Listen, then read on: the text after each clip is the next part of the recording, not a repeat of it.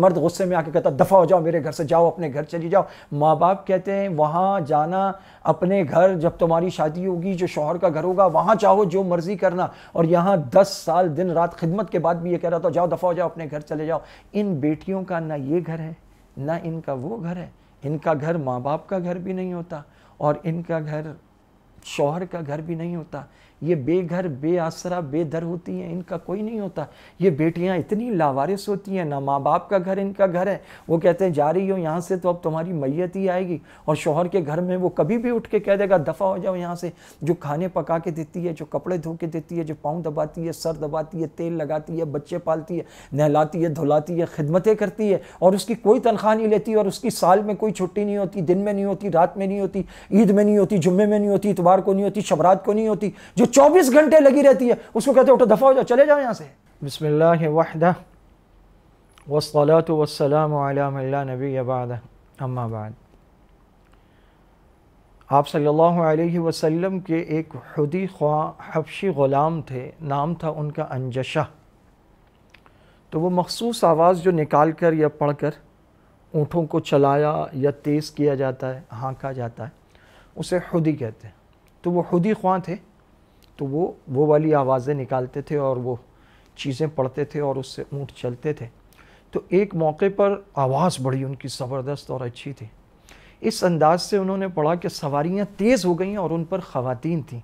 تو آپ صلی اللہ علیہ وسلم نے فرمایا ویحک یا انجشہ، انجشہ تجھ پر افسوس، رویدک یا انجشہ، ذرا آہستگی سے، ولا تکسر القواریر، آبگینوں کو مت توڑو۔ یہ آبگینے ہیں، ایک ہوتا ہے نگینہ، سچا موتی ہوتا ہے، وہ بڑا قیمتی ہوتا ہے۔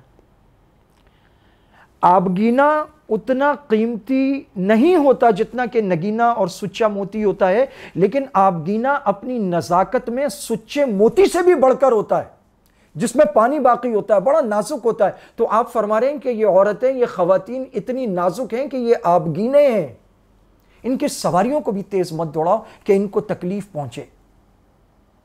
خواتین کے اسلام نے بڑے حقوق رکھے ہیں، وہ ماں ہو، وہ بہن ہو، وہ بیٹی ہو، اور جب وہ بیوی ہو تو اس کے اتنے حقوق رکھے ہیں شوہر کے ذمے۔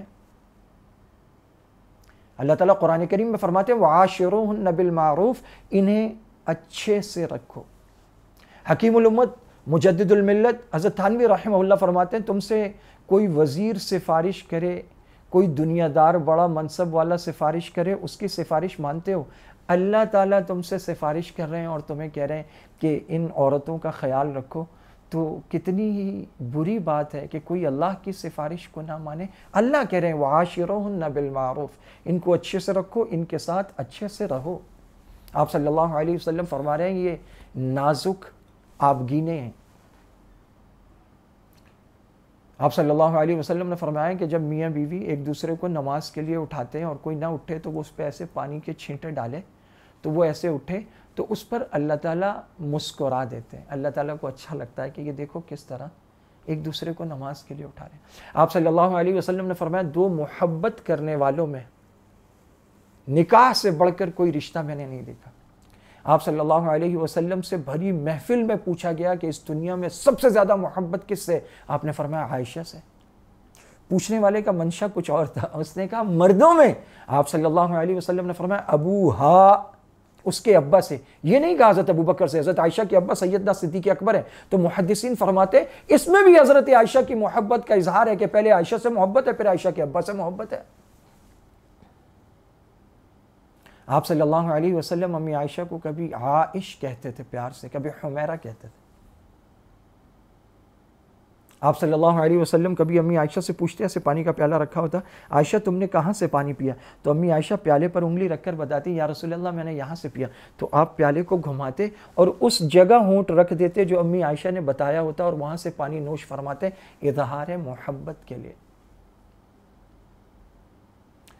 اللہ تعالیٰ سفارش کر رہے ہیں، آپ صلی اللہ علیہ وسلم اپنے عمل سے، اپنی زندگی سے، سیرت طیبہ کی جو خوشبو ہے اس سے ہمیں یہ معلوم ہوتا ہے کہ آپ بیویوں کے ساتھ کتنا اچھا برتاؤ کرتے تھے۔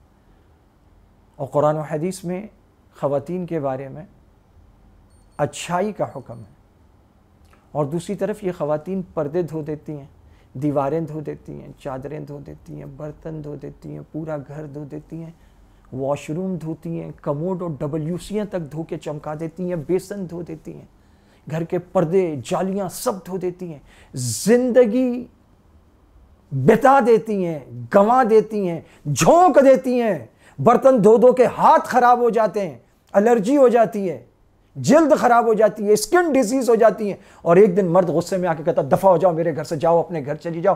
ماں باپ کہتے ہیں وہاں جانا اپنے گھر، جب تمہاری شادی ہوگی جو شوہر کا گھر ہوگا وہاں چاہو جو مرضی کرنا، اور یہاں 10 سال دن رات خدمت کے بعد بھی یہ کہہ رہا تھا جاؤ دفع ہو جاؤ اپنے گھر چلے جاؤ۔ ان بیٹیوں کا نہ یہ گھر ہے نہ ان کا وہ گھر ہے، ان کا گھر ماں باپ کا گھر بھی نہیں ہوتا، اور ان کا گھر شوہر کا گھر بھی نہیں ہوتا، یہ بے گھر بے آسرا بے در ہوتی ہیں، ان کا کوئی نہیں ہوتا۔ یہ بیٹیاں اتنی لاوارث ہوتی ہیں، نہ ماں باپ کا گھر ان کا گھر ہے، وہ کہتے ہیں جا رہی ہو یہاں سے تو اب تمہاری میت ہی آئے گی، اور شوہر کے گھر میں وہ کبھی بھی اٹھ کے کہہ دے گا دفع ہو جاؤ یہاں سے، جو کھانے پکا کے دیتی ہے، جو کپڑے دھو کے دیتی ہے، جو پاؤں دباتی ہے، سر دباتی ہے، تیل لگاتی ہے، بچے پالتی ہے، نہلاتی ہے، دھلاتی ہے، خدمتیں کرتی ہے، اور اس کی کوئی تنخواہ نہیں لیتی، اور اس کی سال میں کوئی چھٹی نہیں ہوتی، دن میں نہیں ہوتی، رات میں نہیں ہوتی، عید میں نہیں ہوتی، جمعے میں نہیں ہوتی، اتوار کو نہیں ہوتی، شبرات کو نہیں ہوتی، جو 24 گھنٹے لگی رہتی ہے، اس کو کہتے ہیں اٹھو دفع ہو جاؤ چلے جاؤ یہاں سے۔ اتنی بد اخلاقی، اتنی بد تہذیبی، ایسا بے مروت ہونا، ایسا تو کوئی جانوروں کے ساتھ بھی نہیں کرتا۔ ہم مسلمان ہیں، ایمان والے ہیں، اور اس کے باوجود ہمارے معاشرے میں عورت مظلوم ہے، ہمارے معاشرے میں بہنوں کو وراثت کا حق نہیں دیا جاتا، ہمارے معاشرے میں بیٹیوں کو ذبح کر ڈالتے ہیں اس لیے کہ وہ چاہتی ہے کہ میری فلاں جگہ شادی ہو جائے، اور وہ عزت سے بتا دیتی ہے۔ اللہ رب العزت ہمیں وہ حقیقی دینی کریکٹر اور کردار عطا فرمائیں جو ایک مسلمان کا ہونا چاہیے، اور ہمارے معاشرے میں بیٹیاں اپنے آپ کو محفوظ تصور کریں، ہم ان کی حفاظت کرنے والے ہوں۔ وآخر دعوانا ان الحمد للہ رب العالمین۔